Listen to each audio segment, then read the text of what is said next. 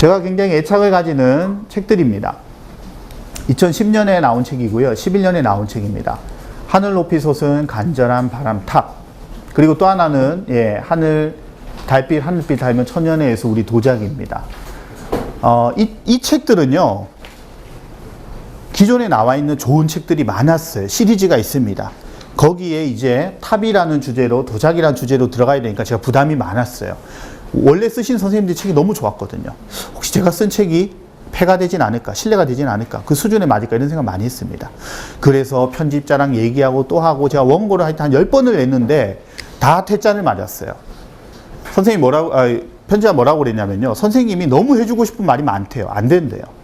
그렇게 하면 안 되고 선생님 마음을 좀 담아달라고. 근데 도대체 제 마음을 담으라는 거 어떻게 담으라는 얘기인지 모르겠어요. 그러다가 하다 안 돼가지고 저도 열받았죠. 그쪽에서도 그래서 뭐라고 얘기했냐면요. 이렇게 얘기를 했어요. 그냥 선생님이 하고 싶은 얘기를 그냥 저한테 편지로 한 장 써주세요. 그래가지고 제가 막 한풀이 하듯이 막 썼어요. 난 이런 얘기를 하고 싶고 난 이런 마음인데 왜 못 알아주냐 해가지고 한 페이지 딱 줬더니 그걸로 책의 기한을 다 잡아왔습니다. 이 사람이요. 이게 바로 저희가 원하던 것이었어요. 저는 깜짝 놀랐죠. 이걸로 책 써주시면 돼요. 그래서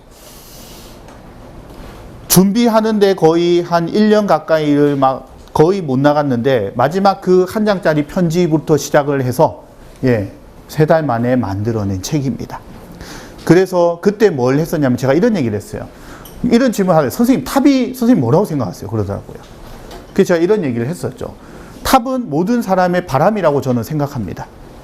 저는 탑을 불교의 어떤 문화유산으로 얘기하고 싶지 않아요. 탑은 사람들의 간절한 바람, 탑을 보면서 꿈꾸었던 그런 꿈의 이야기를 하고 싶습니다. 그거예요, 선생님. 그걸 해주세요. 라고 해서 제목이 하늘 높이 솟은 간절한 바람 탑이라고 했습니다. 물론 이따 제가 탑 보겠지만요. 시대별로 우리나라의 탑도 한번 볼 필요가 있지만요. 그런 꿈과 관련된 이야기로서 이 내용을 썼죠. 그래서 지금 나와 있는 이 장면도요. 어떻습니까? 탑돌이를 하는 장면이죠. 탑돌이가 뭐예요? 바로 자기의 소원을 비는 불교와 아무 상관없는 행동이에요. 우리가 알지만 여기는 이제 다양한 종교를 가지신 분들이 계실 겁니다. 근데 우리나라의 고유한 특징이 있어요. 교회를 다니시건 성당을 다니시건 절을 다니시건 또는 종교가 없건 소원을 비는 거는 다 좋아해요. 그런데 소원은 원래 자기 종교에 대고 비는 게 아니에요. 그 어떤 종교도 하나님한테 소원 빌면 이루어집니다. 부처님한테 소원 빌면 이루어집니다. 성경과 불경 어디에도 없는 얘기입니다. 그러나 우리는 너무 자연스럽게 그렇다고 생각하고 있죠. 그래서 하나님 저한테 뭐 해주세요. 부처님 뭐 해주세요. 이거는 그 종교 아무 상관없는 얘기예요. 그냥 우리나라 사람의 특징인 겁니다. 그 특징이 결국 뭐죠? 바람인 거거든요. 근데 이거는 지금 현대사회의 문제만은 아니에요. 과거에 조선시대도 그랬고요. 고려시대 때도 그랬고요. 그러니 우리 조상들은 옛날부터 뭡니까? 그냥 내 꿈 이루게 해주세요가 그냥 아주 편한 그냥 얘기였던 거죠. 그래서 탑돌이도 원래는 불교에서 하지 말라고 하는 거예요. 근데 우리 막 하잖아요. 이렇게 돌면서 막 소원 빌잖아요. 부처님 이번에 성적 좋게 해주세요. 우리 가족 잘 살게 해주세요. 병 안 걸리게 해주세요. 바로 그런 바람을 담은 이야기라고 할 수 있겠습니다. 그리고 도자기에 대해서는 우리 도자기의 아름다움을 어떻게 이렇게 얘기를 하면 좋을까 그런 생각을 제일 많이 했던 그런 책입니다. 그래서 이 두 개의 책은요. 우리 문화재 중에 탑과 도자기라는 꼭 한 번은 여러분이 만나게 될 이야기이기 때문에 제가 가능하면 여러분들이 여행을 다녔을 때 만날 수 있는 내용들을 사실은 이 안에 많이 담아놨어요. 그래서 이 책 두 개는 읽기는 이 책이 훨씬 더 쉽고요. 이 책은 조금은 더 어렵습니다. 하지만 이 책의 내용을 글로 안 보더라도 사진만 보시더라도요. 나중에 어디 박물관이나 여행을 가시면 볼 수 있는 그런 내용이 되겠죠. 그 중에 탑에 관한 이야기를 제가 조금 해볼까 합니다. 요거는 상식이기도 하니까요. 알아두시면 좋을 것 같아요. 탑이 뭐냐? 탑을 원래 인도에서는 스투파라고 불렀습니다. 스투파는 부처님이 태어나기 전에도 있었어요. 그거는 뭐냐면요. 뭔가를 담아두는 장소예요. 그런데 그 담아두는 장소에 아주 귀한 거를 모시게 되면서 스투파의 뜻이 변해버렸습니다. 여기 있죠. 이런 거랑 비슷해요. 예전에 선생님 어릴 때는요. 썰렁하다 그러면 춥다는 얘기였어요. 지금은 썰렁하다 그러면 재미없다는 얘기예요. 그게 갑자기 뜻이 바뀌어버린 거죠. 마찬가지입니다. 뜻이 바뀌었어요. 부처님이 돌아가시면서 자기를 그냥 인도 고유의 방법대로 화장하라고 그랬어요. 화장이 뭐냐면요. 불에 태우는 걸 이야기합니다. 인도 사람이 죽으면 다 화장했다고 그래요. 그래서 화장을 했는데 화장을 했더니 부처님 몸속에서 특별한 것이 나왔죠. 이건 보석도 아니고요. 돌멩이도 아니고요. 이걸 뭐라 부르냐면 살이라고 합니다. 아주 작은 돌처럼 생긴 뭐 이런 게 있어요. 이 사리가 엄청나게 많이 나와요. 근데 부처님을 예상을 하셨던 모양이에요. 그래서 뭐라고 얘기했냐면 내가 죽은 다음 뭐 사리가 나오든 어쨌든 내 유해를 그냥 어디 갖다 버리지 말고 그렇다고 그것을 아주 좋게 둘 필요도 없고 나의 이 나온 것을 그냥 상자 같은 데 담아다가 사람들이 제일 많이 지나다니는 곳에 갖다 둬라. 제자들이 물어보죠. 왜요? 그러면 사람들이 아 맞아. 옛날에 고타마 시타르타라는 사람이 있었지. 맞아. 그 사람이 사람들 사이에 평화가 제일 중요하다고 얘기했어. 생명이 중요하니 다른 사람 해코지하지 말라고 그랬어. 그리고 서로 가진 걸 나누라고 그랬어. 자, 라고 하면서 부처님이 하셨던 얘기를 기억을 할 거라고 했어요. 왜 그러냐면 우리 다 해봤잖아요. 인간은요 망각의 동물입니다. 시간 지나면 다 까먹어요. 오늘 느낀 감동도 내일 가면 다 잊어버립니다. 오늘 외웠다고 내일 생각 안 나죠. 그렇기 때문에 부처님이 제자들과 수십 년을 다니면서 하셨던 그 좋은 말씀들이 시간 지나면 다 사람들이 잊어버릴 것이기 때문에 나를 잊는 건 괜찮은데 우리가 했던 그 중요한 이야기들은 꼭 품고 살아야 되니 나를 죽고 나면 상자에 담아가지고 거기 둬라라고 했어요. 그런데 문제가 생기죠. 부처님이 돌아가시자 화장을 했더니 사리가 엄청나게 나옵니다. 그런데 귀하잖아요. 부처님 생각과는 달리 사람들이 거기에 대한 욕심을 가집니다. 그러면서 주변에 강력한 힘을 가졌던 8개 나라가 부처님 사리를 차지하기 위해서 전쟁을 준비합니다. 독차지해가지고 자기가 다 가져가려고요. 그러자 인도 전역이 전쟁의 기운에 둘러싸이게 됩니다. 이건 부처님이 원하는 게 아니거든요. 그래서 부처님의 제자들은 너무 놀래가 어찌할 바를 모르고요. 부처님의 제자는 아니지만 같은 시대에 살았던 아주 현명하신 분이 이렇게 이야기를 합니다. 부처의 제자들이요. 그대들이 차라리 이 8개 나라들을 다 설득을 하는 것이 어떻겠는가. 그래서 한 나라가 다 가지라는 법이 어디 있는가. 부처님의 말씀은 공평하게 모두가 나누어 가지라는 뜻이었으니 8개로 나눕세. 그래서 각 나라에 주고 각 나라들이 부처의 말씀을 잘 모시는 경쟁을 하는 게 더 낫지 않겠소. 그래서 이 사리가 처음으로 8개로 나뉘어서 각 지역으로 가게 됩니다.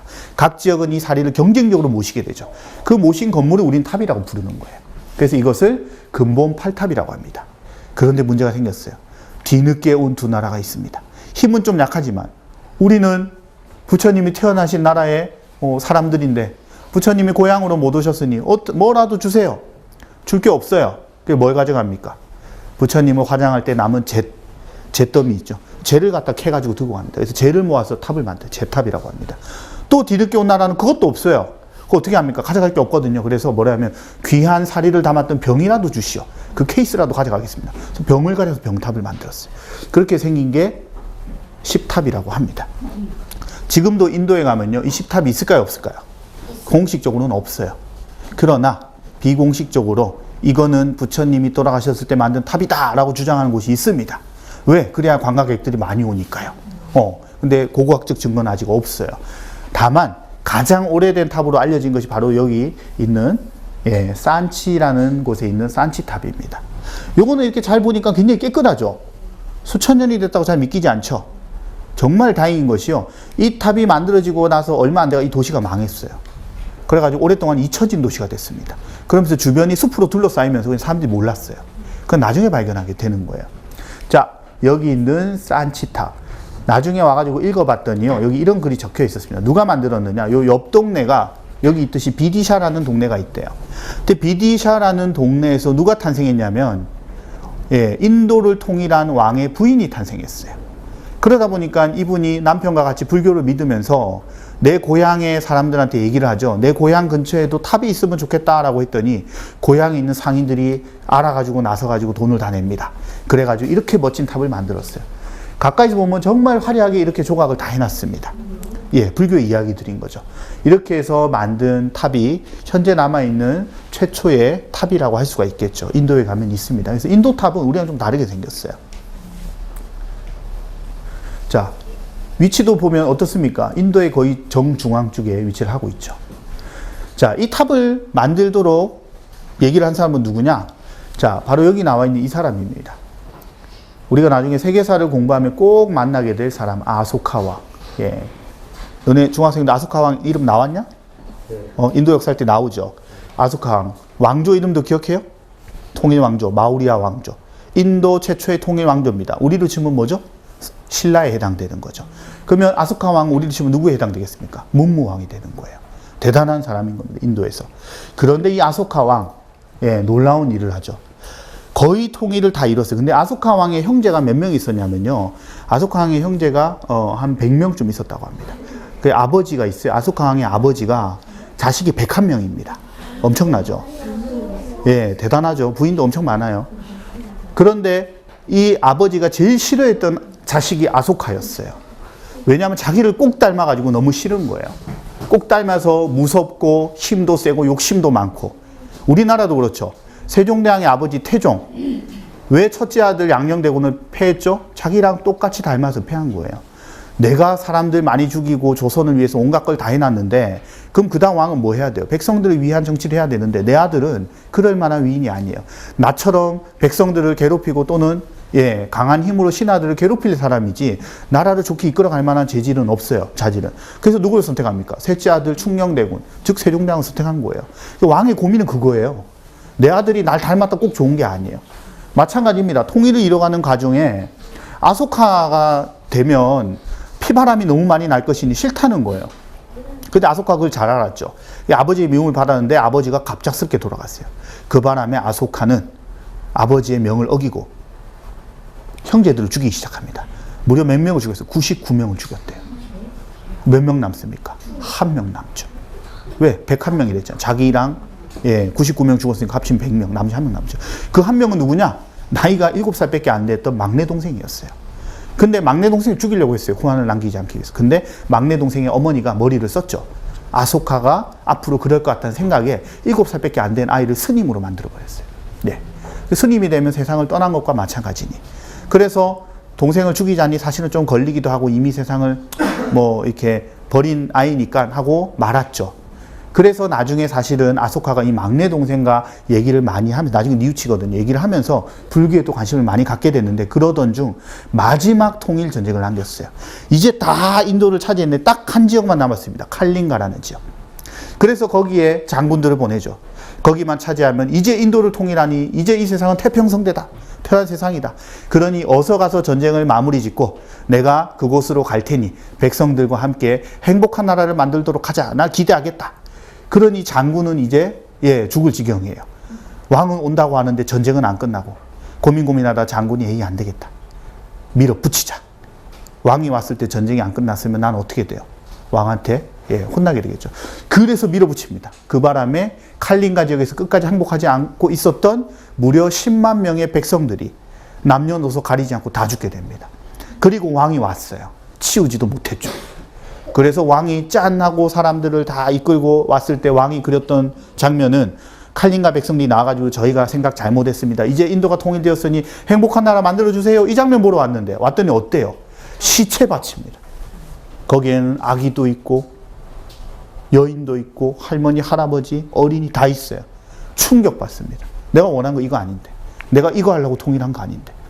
더 이상 죽음이 없고 평화로운 세상을 위해서 통일전쟁을 벌인 건데 이 과정에 죽어간 사람을 눈으로 봤을 때 그 충격이 말이 아닌 거죠. 그래서 아소카 왕은 정복전쟁 이후에 이 죄를 어떻게 할 것인가 고민을 하다가 동생의 말을 듣고 불교에 관심을 가집니다. 그리고 불교를 완전히 마음 깊이 믿게 되죠. 그러면서 이 아소카 왕은 인도에 있었던 10개 탑에 있던 부처님 사리를 다 꺼내오라고 그래요. 독차지하기 위해서가 아닙니다. 꺼내와서 나같이 이렇게 잘못 살고 실수한 사람들이 없도록 부처의 말을 더 많은 곳에다 널리 퍼뜨리겠다. 그래서 인도 전역에 84,000개의 탑이 생겼다고 그래요. 그렇게 해서 불교의 모든 경전에 이 사람이 나옵니다. 불교 입장에서 보자면 불교를 널리 알린 제일 중요한 사람이에요. 불교에서는 아유광 또는 전륜성왕 이런 식으로 나옵니다. 항상. 그리고 이 사람이 부처님이 다니셨던 곳을 부인과 같이 다 역사 탐방을 합니다. 가는 곳마다 탑 세우고요. 다 적어놨어요. 그 덕에 우리가 알 수 있게 된 겁니다. 여기는 바로 뭐냐면 바라나시. 부처님이 깨달음을 얻은 이후에 제일 먼저 강의를 하셨던 장소예요. 그러니 얼마나 가고 싶었겠습니까? 가서 이곳을 방문한 다음에 여기에 탑 하나 만들자 해서 만듭니다. 어마어마하죠. 그리고 화려하게 꾸미고 여기에 그 이야기를 다 적어놨어요. 그래서 이 것들은 안타깝게도요. 인도 사람들이 발견한 게 아니에요. 인도 땅이 엄청 크거든요. 독일의 탐험가들이 발견해낸 겁니다. 그래서 세상에 알려지게 된 거죠. 자, 그랬던 이 탑이 이제 중국으로 넘어가면서 새롭게 변하기 시작을 합니다. 중국 사람들이 인도에 갔다가 탑을 보게 되죠. 그리고 중국 사람들이 부처의 사리를 이렇게 모시면 되겠구나. 그래서 인도에다 요청을 해서 사리를 얻어갑니다. 그리고 중국으로 온 다음에 어떻게 모시느냐. 중국 사람들은요, 이렇게 집을 만듭니다. 중국 사람들이 제일 잘하는 게 벽 돌고서 집 만드는 거거든요. 그래서 중국은 그냥 인도 방식대로 안 하고요. 자기 방식 스타일대로 벽돌로서 집을 만들어 버립니다. 그렇게 해서 만들어진 탑들을 우리는 전탑이라고 그래요. 벽돌탑이라는 얘기입니다. 그 전탑들 중에 가장 오래된 것이 여기 있는 숭악사 12각 15층 전탑입니다. 숭악사가 어디냐면 소림사 옆에 있어요. 예, 소림사랑 같은 곳에 있는 탑이다라고 생각하시면 됩니다. 그런가 하면 중국에서 제일 유명한 탑은 바로 여기 있는 대안탑입니다. 누구 때문에 유명하냐? 여기에는 바로 우리가 잘 아는 손오공 저팔계 사오정 나오는 현장법사 있죠. 삼장법사. 바로 삼장법사 중에 제일 유명한 현장이라는 분이 오셔서 이곳에 머물면서 인도의 경전을 번역을 하셨거든요. 그래서 중요하고 유명한 장소입니다. 중국에 놀러 가시면요, 시안에 가면 완전 시내에 있어요. 가보면 주변이 호수공원입니다. 아주 아름다워요. 바로 이 탑은 중국의 중심에 있다 보니까 이 섬서성 출신의 중국 역대 과거 급제자들이 여기 올라가가지고 자기 이름을 새기는 어떤 풍습이 있었습니다. 그래서 여기는 중국에서 제일 유명한 탑이 돼버렸어요. 높이도 아주 높습니다. 예, 바로 이런 모습들이 중국에서 생긴 최초의 탑인데요. 이런 탑만 있는 건 아니고요. 예, 중국 사람들 나무를 이용해서 이런 기와집 많이 만들죠. 그래서 목탑도 만듭니다. 다시 말하면 우리가 아는 탑의 원형은 어떻습니까? 중국 사람들이 아이디어를 내서 만든 탑이었어요. 그런데 목탑도 있고 전탑도 있고 했는데 시간이 지나면서 우리 고려시대에 해당되는 원나라 이후부터는 더 이상 나무탑은 만들지 않습니다. 관리하기도 어렵고요. 그래서 뭘로 만드냐면 전탑만을 만드니 중국을 우리는 전탑의 나라라고 합니다. 우리나라는 바로 여기 있는 이 두 가지 형태의 탑을 보고 고구려 백제 신라가 배워왔어요. 그래서 우리나라에서는 바로 이런 형태의 탑들이 먼저 생기기 시작을 합니다. 바다 건너 일본을 한번 보겠습니다. 여기는 일본의 세계 문화유산이자 일본이 가장 자랑하는 절인 호류지라는 절입니다. 우리한테도 아주 꼭 가볼 이유가 있는 절이죠. 여기 보이는 모든 건물은 다 백제인들이 만든 절입니다. 우리나라에는 백제인이 만든 건물이 하나도 없죠. 돌로 만든 탑만 2개 덩그러니 서 있습니다. 백제인들이 만들었던 그 화려했던 건축 모습을 보려면 일본 가면 있어요. 너무 고맙게도 일본 사람들이 이것을 잘 보존해서 지금까지 남겼습니다. 여기 있는 이 건물들에는요, 백제에서부터 성왕이나 백제 역대 왕들이 사람을 보내가지고 만들게 해줬다는 기록이 다 남아 있습니다. 그리고 이 절은 아주 중요한 의미를 띠는 절입니다. 한번 잘 보세요. 우리가 뭐 꼭 불교를 공부하지 않더라도 여행을 가보신 분들, 절에 한번 가보신 분들은 압니다. 탑과 부처님이 계신 건물은 위치가 보통 어떻게 되어 있습니까? 부처님이 계신 법당이 뒤에 있고요. 그 앞에 탑이 있죠. 일반적으로 그래요. 다른 나라도 크게 다르지 않습니다. 그런데 일본만 달라요. 일본은 탑과 법당을 나란히 세워놨습니다. 왜 그랬을까? 이게 아주 중요한 거예요. 왜냐하면 이 절은요, 일본이 일본 왕실에서 지은 거의 최초의 절입니다. 다시 말하면 우리 일본이 이제 드디어 불교를 받아들여 우리도 대단한 나라가 되었습니다 라는 것을 국제사회에 처음으로 알린 사찰이 이거예요. 그래서 여기 사찰을 만들 때 누구를 불러옵니까? 백제인들을 불러온 거예요. 이렇게 이해하시면 돼요. 동대문에 가면 DDP라고 했어요. 동대문 디자인 플라자라는 아주 우주선 닮은 건물이 있습니다.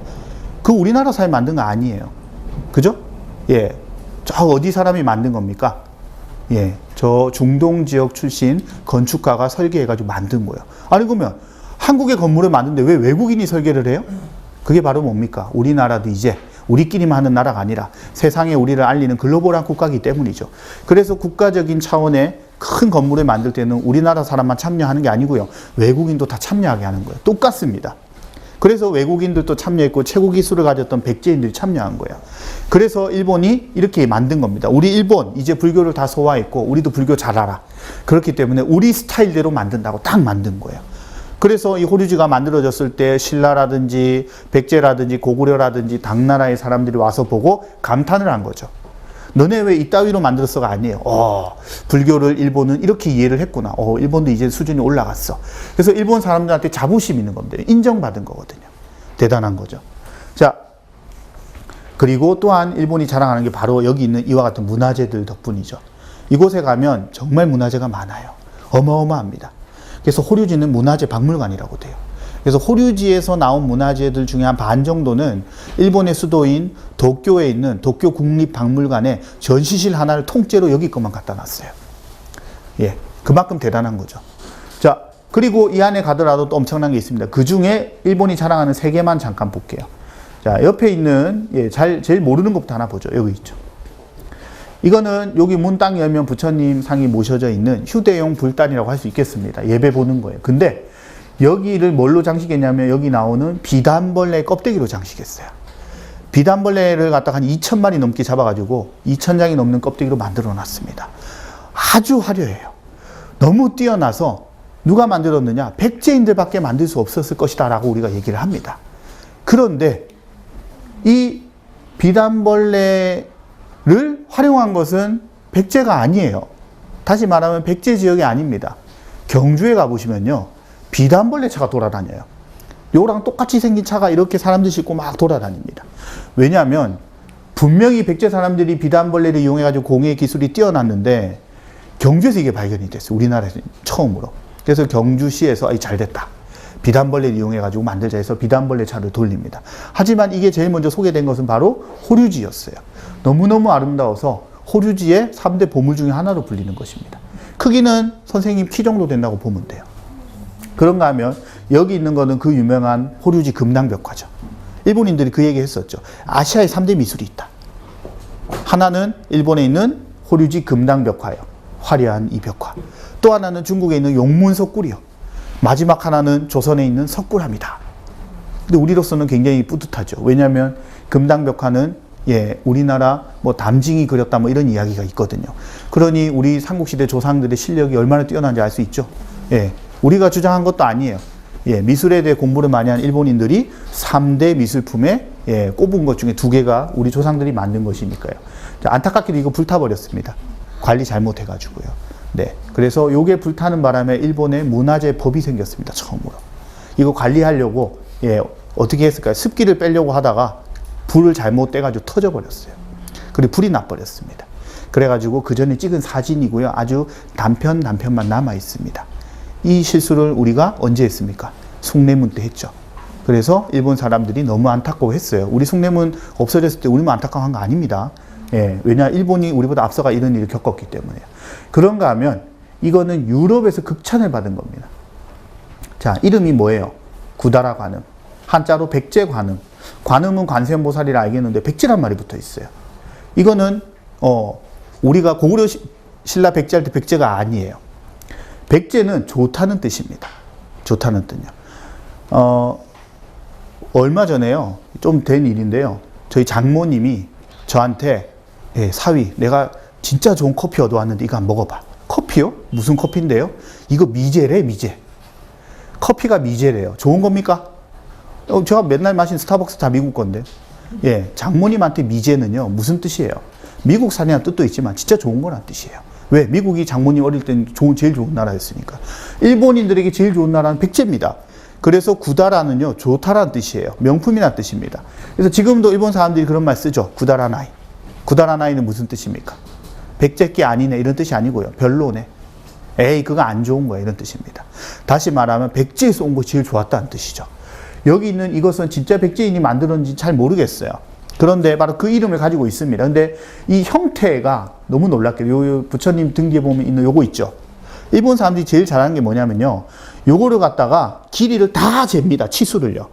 그래가지고 요게 몇 센치인지 무슨 자로 만들었는지 둥글게 돼가지고 이게 비율은 이거 다 재거든요.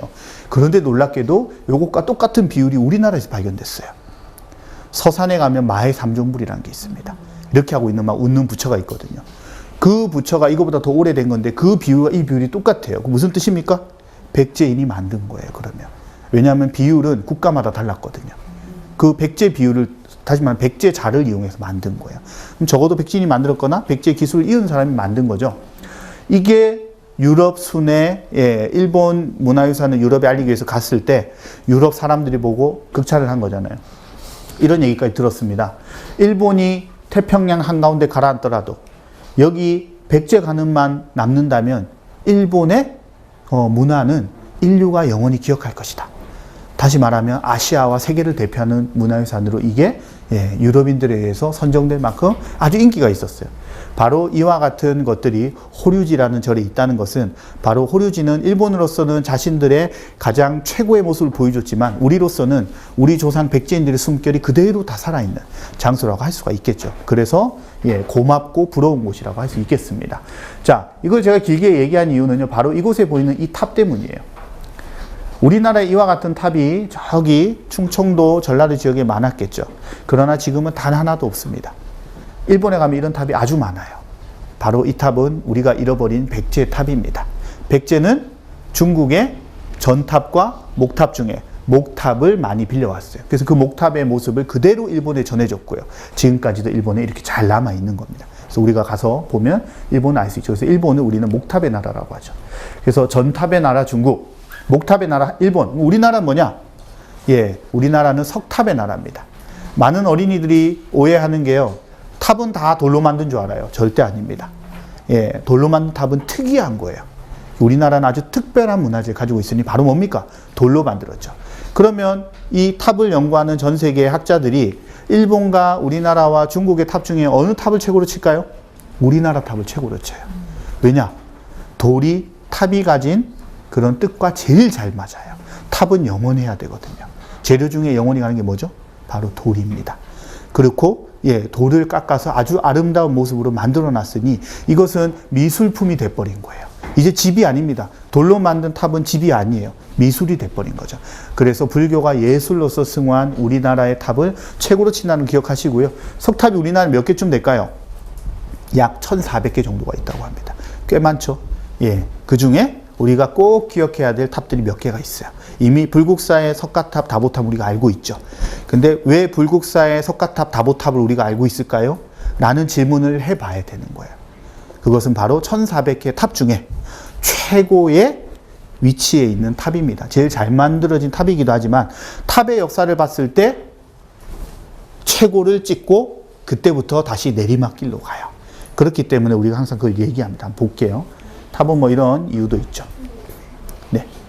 자, 우리나라 최초의 탑 하면 삼국시대 탑이 3개가 있습니다. 그래서 이거는 여러분 시험 문제도 나와요. 왜냐하면 탑이 3개니까 초등학교 문제에 나오기 딱 좋죠. 이거는 백제 탑입니다. 하나는 부여에 있는 정림사지탑. 또 하나는 익산에 있는 미륵사지 석탑입니다. 자, 요 미륵사지 석탑 뒤에 뭐 좀 이상한 게 있어요. 자, 이게 원래는 2개가 이렇게 있었고 가운데는 나무로 만든 더 큰 탑이 있었는데 어느 땐가 나무탑도 없어졌고 그 옆에 있는 돌탑 하나도 사라졌고 요거 하나만 남아 있었습니다. 근데 무너지기 일보 직전이에요. 일제강점기 때 일본인들이 뒤에 시멘트로 다 붙여놨어요. 그래서 우리는 오랫동안 뭐라고 그랬냐면 일본을 욕했습니다. 이 탑 망쳐놨다고. 지금 와가지고 그걸 부끄러워해요, 우리가. 왜냐? 일본이 망쳐놓은 게 아니에요. 그 당시 콘크리트는 최고의 신 소재였습니다. 콘크리트의 독성은 그때까지 잘 몰랐어요, 사람들이. 일본이 무슨 작심하고 탑 망치려고 한 게 아닙니다. 일본으로서는 이 탑을 보호하기 위해서 최선의 기술을 쓴 거예요. 그랬기 때문에 지금 남아있었지. 만약 그렇게 안 했다면 무너졌을 탑입니다. 그런데 이대로 둘 수 없죠. 그래서 이 탑을 해체를 해야 되는데 문제가 생겼습니다. 해체를 하면 이 탑이 하나, 둘, 셋, 1층, 2층, 3층, 4층, 5층, 6층. 근데 이 탑이 7층인지 9층인지를 알 길이 없어요. 어느 기록에도 없기 때문에. 그렇기 때문에 해체를 하면 다시 만들어야 되는데 어떻게 만들어야 될지 결정이 안 된 상태에서 해체 못해요. 그런데 이대로 둘 수 없었고 이것만 보는 건 좀 뭐하다. 그래서 이 탑을 연구하는 학자들은 해체하면 안 된다였지만 관광객들이 필요한 시나 또는 국가에서는 빨리 좋게 만들어야 된다. 그래서 결국 해체해버립니다. 지금 가보면 이거 다 뜯어놨어요. 그래서 이걸 뜯으면서 학자들은요 눈물을 흘립니다. 알지도 못하는 걸 다 뜯었다가 이게 어떻게 조립하나? 큰일 났네. 뭐라도 다른 게 나왔으면 좋겠다라고 했는데 정말 놀랍게도 여기서 우리가 기다리는 게 나와버렸어요. 자, 여기 있는 정림사 탑은요 이런 이야기를 가지고 있습니다. 정림사 탑 가까이 가보면요 누가 이렇게 낙서를 해놨어요. 자, 삼국을 멸망시킨 나라가 신라뿐만이 아니라 당나라죠. 당나라의 대장군 소정방이 백제를 멸망시킨 다음에 자랑을 써놓은 겁니다. 이게 내가 백제 멸망시켰다. 누구누구 잡아가지롱 이렇게 써놓은 거예요. 그래서 그게 여기 그대로 적혀 있습니다. 그 바람에 이거 안 없어졌어요. 무슨 얘기냐? 백제의 수많은 탑들이 다 없어졌는데 이 탑은 백제 시내에 덩그러니 남아 있습니다. 왜 남아 있을까요? 중국 사신들이 올 때마다 그 우리 옛날 소정방 대장군이 적은 비문이 있다는데 하나 떠주시오. 맨날 이래요. 그래서 신라 이후에 고려나 조선은 다 중국을 형으로 부모로 모셨거든요. 그러니 어떻습니까? 중국 사신들 때문이라도 못 없앱니다. 유교국가 조선도 도시 한가운데 있는 탑을 못 없애요. 옮기지도 못합니다. 왜? 괜히 옮기거나 없앴다가는 어떻게 오해받을 수 있어요? 소정방 장군을 모욕하는 게 되면, 즉 중국의 역사를 인정하지 않으려고 되거든요. 그래서 그냥 그대로 냅뒀어요. 근데 지금 부여에 그대로 남아 있습니다. 오히려 득이 된 사례고요. 이거는 안에서 이게 나왔는데 이 문제가 됐습니다. 유명한 이야기죠. 이 판이 발견돼가지고 글자가 적혀 있는데 우리는 이렇게 글자가 적혀 있는 판을 발견하기가 정말 어려워요. 우리 조상들은 왜 그랬는지 모르겠는데 안 적어놨어요. 특히 고구려랑 백제가 이거 남긴 경우가 거의 없습니다. 이상하게도. 신라는 좀 남겨놨어요. 근데 문제가 생깁니다. 신라는 남겨놨는데 해석이 안 돼요. 신라 사람들 수준이 낮아가지고요. 우리로 치면 영어를 썼는데 콩글리시로 막 써버린 거예요. 그럼 어떻습니까? 그냥 I love you가 아니죠. 우리는 나는 당신을 사랑합니다. 어떻게 I, you, love 이렇게 적어 놓는 거예요. 그러니 한문을 하는 중국 사람들이 못 읽어요. 신라 사람들이 남긴 것을. 그러던 중에 백제인들이 남긴 이것이 발견됩니다. 여기에 문제가 될 만한 내용이 담겨 있죠. 이 탑은 이미 삼국유사를 비롯한 역사책에도 나와 있어요. 뭐라고 나와 있냐면 여기 있는 이 탑은 누가 만들었느냐? 무왕이 만들었다. 백제의 서동요의 주인공. 신라의 선화공주를 자기 부인으로 맞아들여서 그리고 결혼을 했던 무왕의 이야기. 다시 말하면 이 탑을 만든 사람 누굽니까? 무왕과 선화공주 같이 만들었다고 돼 있어요. 역사 이야기에. 그러니 우리는 그렇게 알고 살았어요. 그래서 익산시도 그 옆에 있는 부여군도 바로 이 무왕과 선화공주를 마스코트로 삼아가지고 다 해놨는데 이게 딱 나왔는데 왕비의 이름이 나왔어요. 선화공주가 아닌 거예요. 왕비가 누구였느냐? 사택적덕의 따님이시다. 사택적덕은 백제의 귀족집입니다. 백제 귀족 가문의 딸이 나왔으니 큰일 났죠. 선화공주의 이야기는 온데간데 없어졌어요. 마스코트 어떻게 알 거예요? 그동안 교과서에도 실려있는 내용인데 어떻게 알 거예요? 그래서 학자들 간에 논쟁이 붙습니다. 어떤 학자 이렇게 얘기했죠. 뭐 왕이 한 번 결혼하냐? 뭐 이런 얘기도 했어요. 게다가 가운데가 제일 큰 탑이었다고 했죠. 가운데 탑은 선화공주가 세웠을 것이고 옆에 탑은 다른 왕비가 세웠겠지 뭐. 하지만 아무 근거가 없어요. 그러다 보니 역사 속의 근거라고는 바로 이거 하나가 나와서 이렇게 탑은 때로는 우리 역사의 어떤 이야기를 알려주는 역할도 하죠. 그런가 하면 신라 사람들은 무식하게 만든 탑입니다. 보기에는 예쁘게 보이지만요. 앞에 보이는 이 탑들이 훨씬 더 훌륭한 탑이에요. 기술적으로. 왜냐하면 이 탑은요. 건물의 모양을 그대로 본따서 재료만 돌로 바꿔서 만든 탑입니다. 그러니까 아주 새로운 시도였죠. 이거는 뭡니까? 신라의 스님들이 중국에 가서 보고는 왔는데 벽돌 굴 기술이 없어요. 그래서 어떻게 했느냐? 그냥 우리는 돌이 많거든요. 돌 갖다가 벽돌 모양으로 다 깎은 겁니다. 엄청나게 어려운 일이죠. 돌을 상상해보세요. 돌을 가지고 막 다 깎아가지고 요만한 걸 만든다. 흙으로 찍어서 만드는 것보다 훨씬 어렵죠. 그래서 이거는 한 번 만들고 더 이상 만들지 않습니다. 그래서 딱 하나밖에 안 남았어요. 이름도 모방한, 벽돌을 모방했다 해서 모전석탑이라고 합니다. 자, 바로 이 모전석탑. 안타깝게도 이것도 탑이 5층인지 7층인지 9층인지 알 수가 없어요. 조선시대 탑이 조금 더 위에까지 남아 있었는데 그것들이 약간 망가져 있었던 모양이었어요. 절의 스님이 아이고 이 탑 좀 수리해야겠다고 기어 올라갔다 무너져 가지고요. 이렇게 남았습니다. 그래서 요거 무너진 거 옆에 가보면 막 쌓아놨고요. 이렇게만 지금 3층까지만 예쁘게 해놨습니다. 그래서 좀 전에 보셨던 요 두 탑과 요게 삼국시대의 탑입니다. 고구려의 탑은 안타깝게도 발견이 안 됐어요, 지금. 그런데 신라가 통일을 하면서 아주 새로운 변화가 생깁니다. 신라가 통일을 이뤘어요. 그리고 나서 제일 먼저 만든 탑 중에 하나가 바로 여기 있는 가문사지 3층 석탑입니다. 그 전까지 봤던 탑하고 좀 다르게 생겼죠? 어떻게 다르죠? 그 전에 탑은 재료가 요만하다면 이제 이 탑은 어떻습니까? 그냥 통돌을 잘라가지고 만들었어요.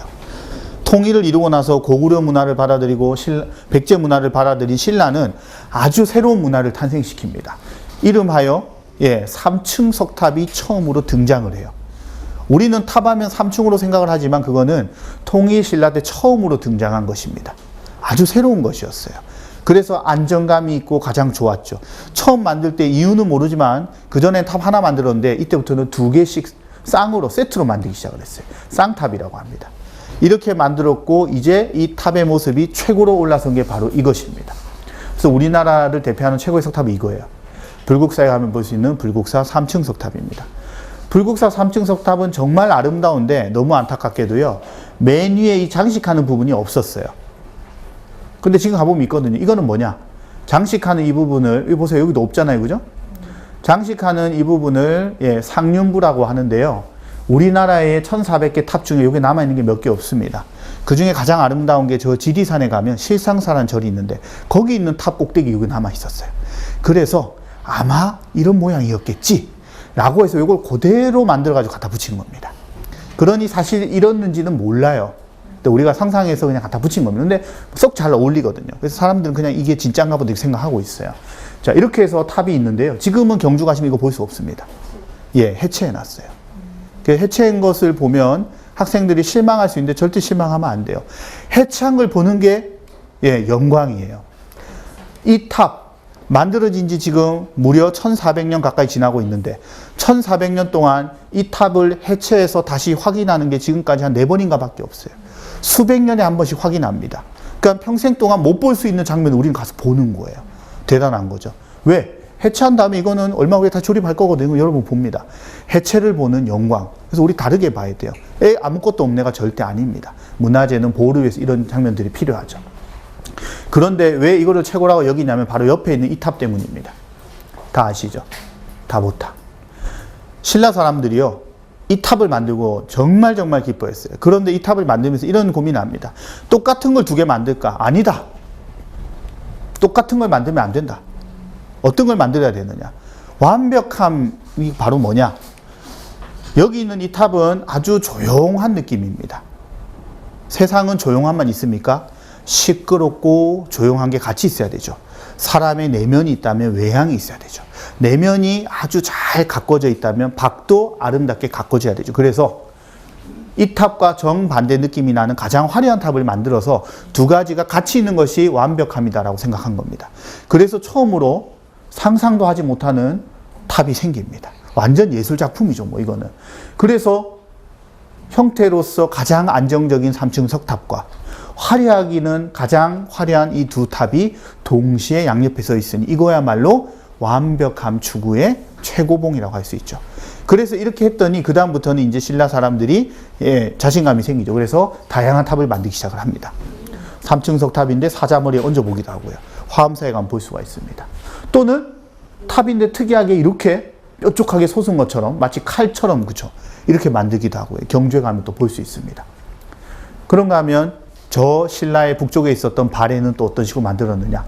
발해는 중국과 비슷한 스타일을 만들었죠. 벽돌탑을 만듭니다. 발해에 남아있는 탑은 요거 하나예요. 그래서 바로 이런 탑들이 이 시대에 만들어졌다는 걸 우리가 알 수가 있죠. 그리고 마지막에는 특이한 것이 나오죠. 이제 탑의 시대에서 뭘로 넘어가냐면 스님들의 탑의 시대로 넘어갑니다. 불교가 이제 변하거든요. 그러면서 깨달음은 누구나 부처가 된다고 하죠. 그래서 불교에서는 명상하는 거예요. 명상 왜 해요? 명상하는 이유는 뭐죠? 내 마음을 들여다보려고 하는 거죠. 왜? 공부를 열심히 하는 것만큼 중요한 게 집중력이거든요. 오랜 시간 한 사람보다 몇 시간 안 했는데도 성적 더 잘 나온 사람이 있어요. 이유가 뭘까요? 머리가 똑똑했어요? 그럴 수도 있겠죠. 하지만 더 중요한 이유가 있죠. 집중을 누가 하느냐. 시간을 길게 하는 것보다 더 중요한 게 집중이거든요. 다시 말하면 깨달음을 얻는다는 것은 곧 마음을 자기 잘 다스린다는 얘기니까 조용히 앉아서 책을 보면서 느끼는 바도 좋지만 깨달음을 얻는 것도 중요하거든요.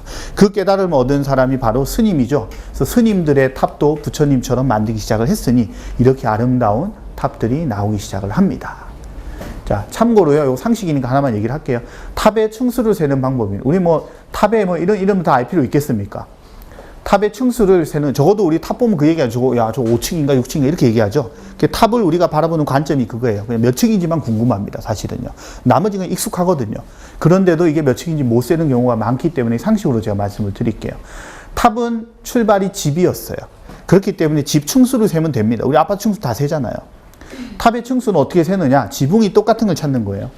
여기 나와 있는 이 지붕은 이 나와 있는 지붕과 밑에 있는 받침, 다시 말하면 어깨와 낙수면이 세트를 이루는 겁니다. 비슷해 보이지만 낙수면이 없어요. 이건 층이 아닌 거예요. 이건 받침대입니다. 받침대를 이쁘게 이중으로 한 것뿐이에요. 그래서 하나, 둘, 셋, 3층인 겁니다. 탑은 무조건 홀수예요. 이유가 있어요. 탑의 각은 짝수입니다. 탑은 완벽한 세상이죠. 부처님을 모셨으니 완벽한 세상이. 그렇기 때문에 짝수와 홀수가 같이 있어야 돼요. 이걸 좀 더 어려운 말로 하면 음과 양이라고 합니다. 음과 양이 같이 있어야 됩니다. 해만 있고 달이 없으면 이상하죠. 그죠? 그래서 북극에 가면 우리가 좀 어색하잖아요. 그건 뭡니까? 우리가 알기로 자연은 밤낮이 바뀌어야 되니까. 마찬가지예요. 그래서 각은 무조건 사각, 육각, 팔각, 십각 그렇습니다. 층은 무조건 3층, 5층, 7층, 9층, 10층, 13층, 15층 이렇게 가요.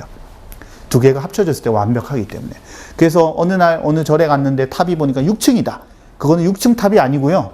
예, 뭡니까? 층이 몇 개 빠진 거예요. 그거를 딱 집어내야죠. 그럼 아이들이 보고 엄마 이거 6층 탑이야 그러면 탑은 6층이 아니라 원래는 7층이나 9층이어야 되는데 뭐가 하나 빠졌나 보다. 이 정도 얘기는 하셔야 되는 거예요. 그게 바로 탑을 보는 기본적인 부분이다라고 말씀을 드리죠.